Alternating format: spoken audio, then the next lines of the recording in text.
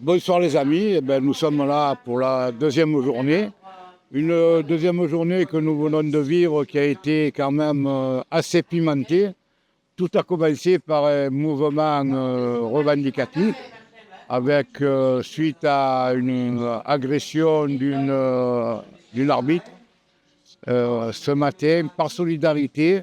La première partie, tous les garçons en tenue zébrée ont préféré soutenir leurs camarades et n'ont pas. Ils se sont retirés. Voilà.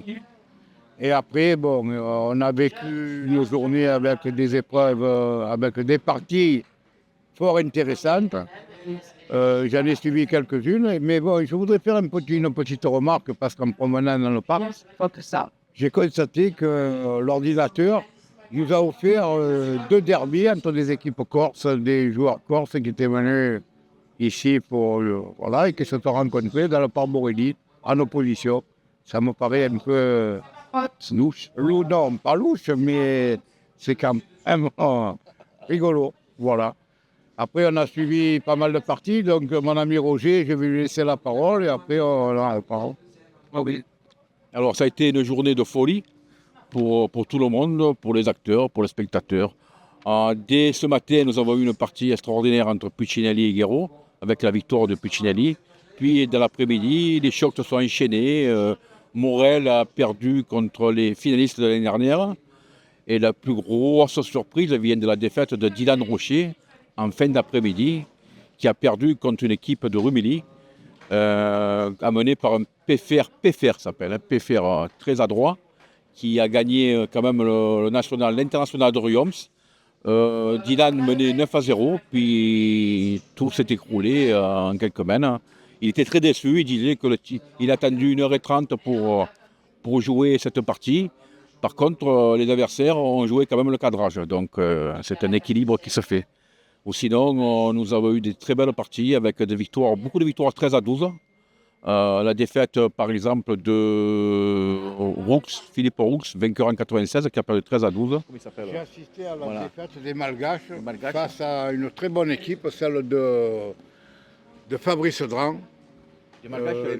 Des Malgaches qui avaient la veille battu Courtois sur à peu près au même endroit.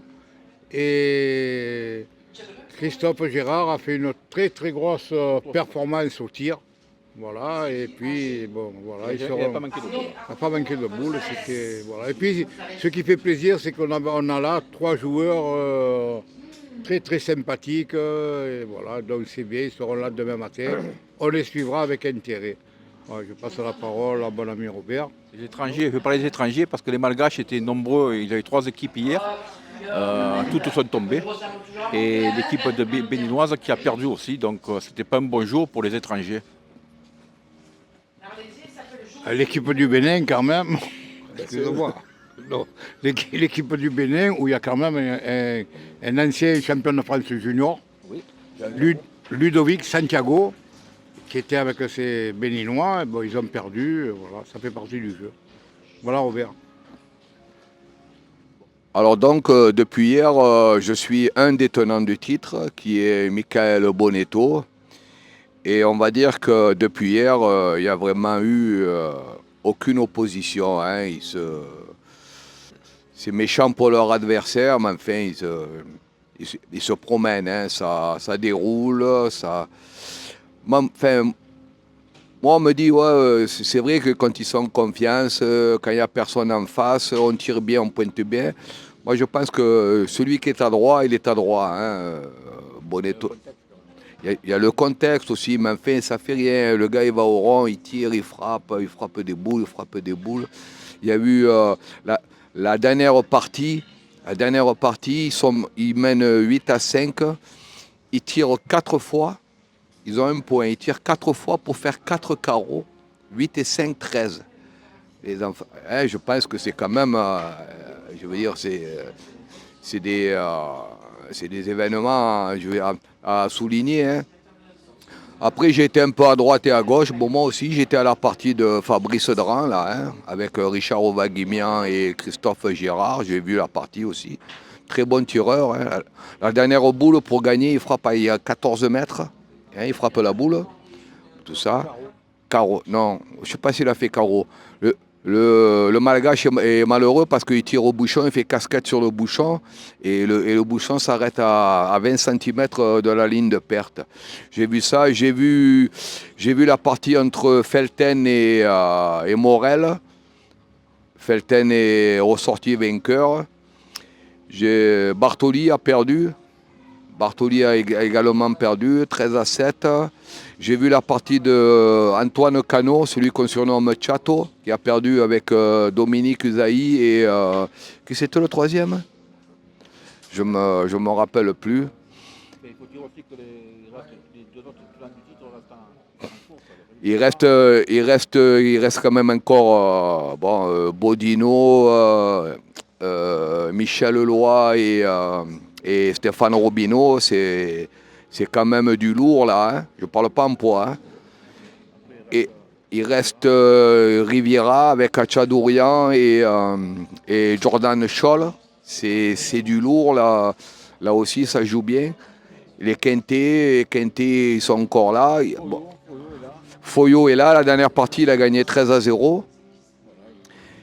Ils sont là, ça déroule. Hein. Bon, demain, il y a un choc, il a dit Roger. Hein. Tierno contre Puccinelli, il va falloir jouer. Moi, je suis surpris par un Benji Renault qui a arrêté de jouer très longtemps et là qui revient, ils sont à son meilleur niveau. Hein. En rappelant qu'ils ont gagné 2 Marseillaises, tous les trois là, Renault, Montoro, Puccinelli. Ce matin contre Guéraud, j'ai vu un grand Benji Renault qui m'a fait rappeler les années 2020-2021. Hein. Moi, j'en ferai une de mes favoris. Il y a quand même aussi Michel Adam, je crois, qui joue contre un des derniers, pas des Mohicans, mais un des derniers Malgaches, encore en course, qui est équipé avec deux très bons joueurs, voilà.